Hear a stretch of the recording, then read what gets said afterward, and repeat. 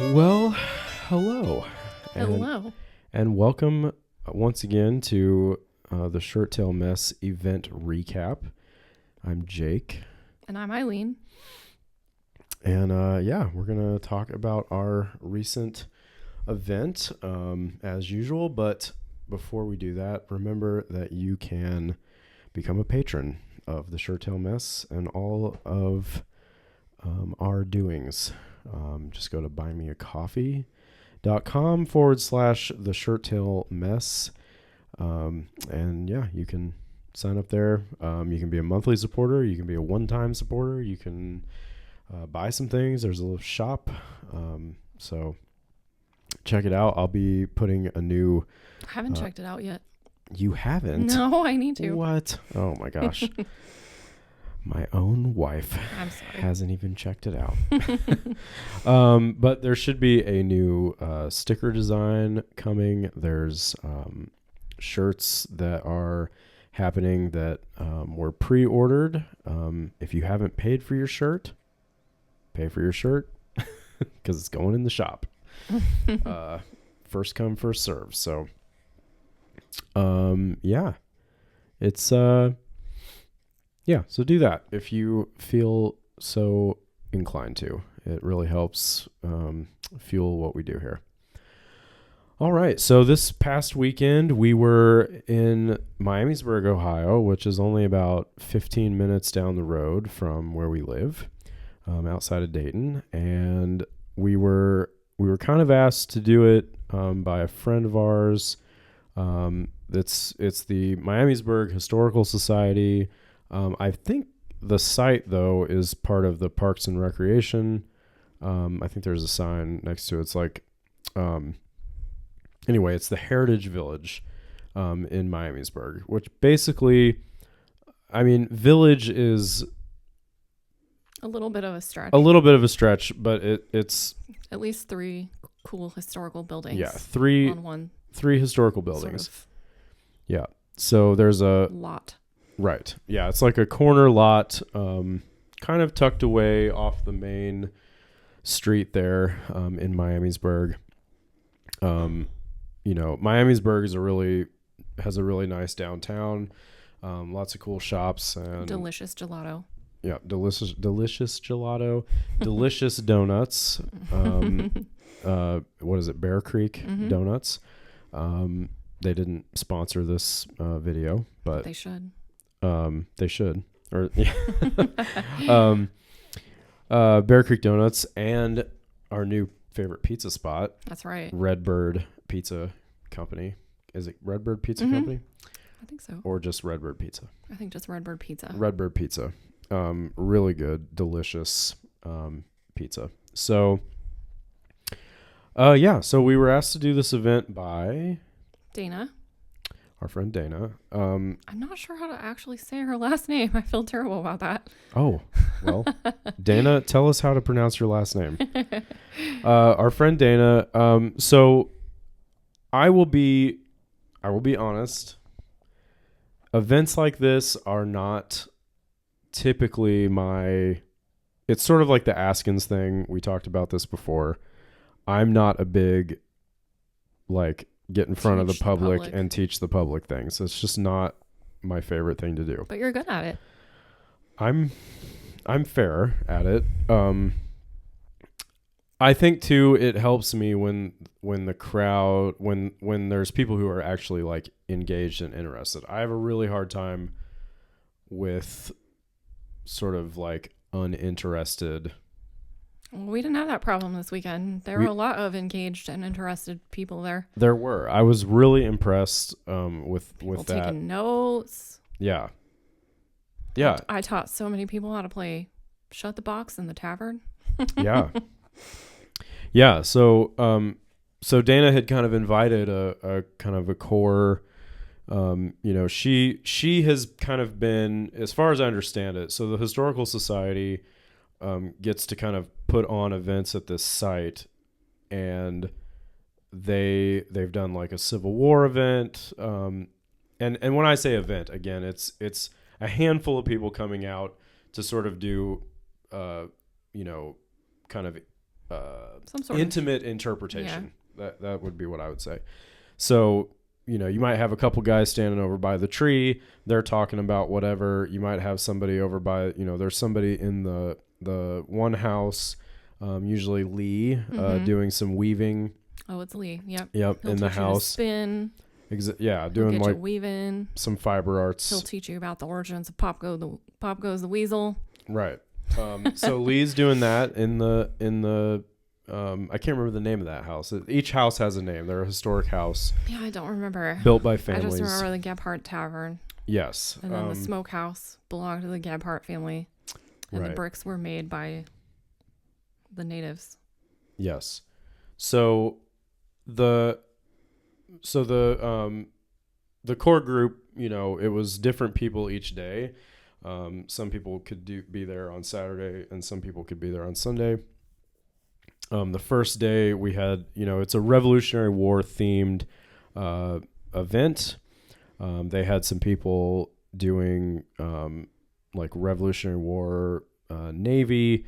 I was there with my display, I wanted to talk about kind of clothing in the backcountry via like Nicholas Cresswell. And so my presentation sort of became sort of Nicholas Cresswell's adventure in the backcountry. He's this Englishman who then encounters, this sort of different kind of way of dressing on the frontier, and kind of tie all of it in to like, this is happening right on the eve of the American Revolution. Everything's about to change. Cresswell is like caught in the middle of this change, very far away from his home, and also to try to paint a more common man picture of like frontier life than say like Daniel Boone or, a more known. So I would open my question with basically like, so you've heard of Daniel Boone, a frontiersman. Let me tell you about a lesser known frontiersman and who wasn't much of a great frontiersman and not for very long, who had a whole different trajectory in his life. So it was just kind of a fun way to read it. Yeah, it's a great read. It's a fun way to kind of talk about, a different part of history that maybe people aren't used to. Jeff McIntyre was there. There was he brought a friend. They were kind of doing some presentation under the tree. Obviously you and Dana, were in the tavern most of the time. Yeah, Dana was talking about the tavern. She made some imperial punch on Saturday. It was delightful. And then on Sunday, our friend Jessica Bowman, she came up the last time. She made delightful cherry bounce. Yes. Yeah, it was very good. Did you have that? I did. Oh man, that was good. It was delicious. Very glad good. I don't have any on hand. Yeah, it's dangerous. So Jessica and Joe were there. They did a good, their kind of usual native display. Oh yeah, she was finger weaving and Joe with his encyclopedic knowledge. Yeah, Joe was really there was a gentleman there who was kind of filming and documenting some things, I think, for I don't know what purpose, his own or I'm not sure, or maybe some kind of YouTube series, I'm not sure, but he talked to Joe for a long time, talked to me. There was Wanda was cooking. Oh, that's right. Mm-hmm. She made a delicious kind of chicken noodle soup, Saturday night, homemade noodles yeah, that we ate Saturday night. So it was just a very intimate. We didn't talk about what I was talking about though. I'm getting there. I'm just saying Okay. It was a very intimate. We ran through everybody. It was a very intimate thing. Yeah, it was a very intimate thing. Maybe like 100 people through. A lot of people came through. They said that was like the most they've had come through. Yeah. The most donations they ever got. Yeah. So it was a cool little, just a fun local thing to go be part of. What were you? I was weaving on the box loom that my lovely in-laws gave me for my anniversary. And I was talking to people about how women's clothing used tapes and, it pinned and it tied And so I had some pretty good conversations with people about how the clothes look silly, but they're actually quite practical. Yeah. And there was like you were saying about, engaged people and engaged families. There was lots of like really great questions asked. And there was a lot of kids that were like really excited about, what was happening. And one little boy even is going to have a 18th century birthday party now. Yes, there was a family, and they had just gone to, I think Williamsburg. Yeah, they had just gone to Colonial Williamsburg, and the boy is just ate up with Revolutionary War. He had his little Rev War coat on that he purchased while he was there. Yep, and and his mom is making all his friends little costumes for this birthday party that she he's was like have. painting guns, she said, and that she got the name of the game Graces. Yeah. So she can buy some Graces for the kids to play, and they were going all out. Didn't you get invited to the party? I have been invited to the party. The father asked if he thought, I was asked if I thought it would be legal to fire a musket in a residential area. And I said, I'm not sure, but I have a bit, if I do end up, I haven't heard from, we exchanged contact information. I haven't heard back yet, but it's possible that I may be at this kid's party. Maybe I thought about some cake. Yes. Yeah. I mean, cake. I thought about, trying to, have the kids do some kind side of hustle for you. Drill. Yeah, I'm going to be kids' colonial man to your birthday party. Kids' birthday party. I will. You can play music too? I will fire. I will fire a musket. I will. A whole plan for you now. This is like Andy in Parks and Rec. I'll just put this up on the Buy Me a Coffee. Like book a Revolutionary War soldier for your next birthday. For your next birthday party. It's not a bad idea, honestly. It's not the worst idea No. I've ever had. So, I might be doing this. I don't know. I have an idea to maybe like teach the kids how to do like drill and like march them around the yard. Oh yeah. So we'll see what. You still love doing that, so they'll love that. Yeah, I love doing that. So it's not a big deal to me, but you're good at marching, I hear. I'm very good at marching. Jason Gatliff. So it was just a really good little local event. I mean, I'm local, my experience in the past with local historical societies has always been a little bit kind of, it's always that thing of it can turn into like Little House on the Prairie really quick, if you're not, if you don't know, if the person running things doesn't maybe know the right person, or maybe, it can kind of veer into weird directions. But it excites me that a local site like this is really taking an interest in doing things well. And I think Dana is to thank for really, and Susan.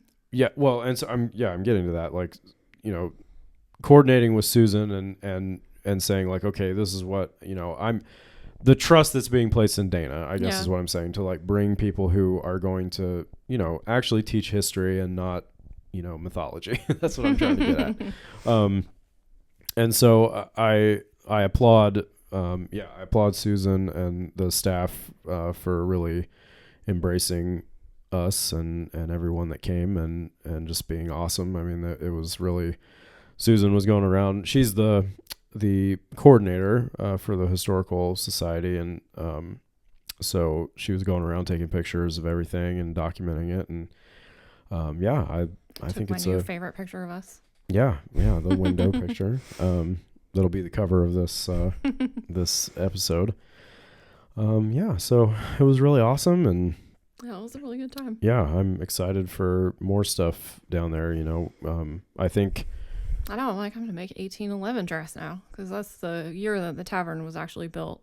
Yeah, yeah. So yeah, the tavern is a War of 1812 era tavern, And its and original spot survived the flood. yeah, and they have a lot of artifacts in there that are related to the cabin. It was And a the family. it was a residential, like somebody lived there for Yeah. a long time, and then like a lot of things, it eventually turned into a historic building for preservation. But yeah, there's a lot of artifacts inside, and yeah, it's just a cool little Such out a of the little way. gem. Yeah, little out of the way spot there. Little gem city gem. Yep, for sure. So yeah, anything else to say about that, I don't or think so. what Can't do think of we? anything. What do we? And now we're This getting is ready our for. event-heavy month. This is our event heavy month. We've got MIGs coming up. The muster up there is organized by Bryce Lubbers. It's going to consist of 13th Virginia and just a whole bunch of folks. 13th Virginia and friends at Fort Meigs. We're doing like a kind of a garrison kind of weekend. You're going to be there with your Yes. Apparently, petty. Kurt is wanting to talk history too. Oh, Kurt is here. Speak Our out. cat. Sorry, I don't. I don't know what you're saying. Yeah, so you're gonna be there, Petty Sutler. Yes. And then we're gonna, just have a good weekend. The cat is distracting. She's Kurt, like hanging out here.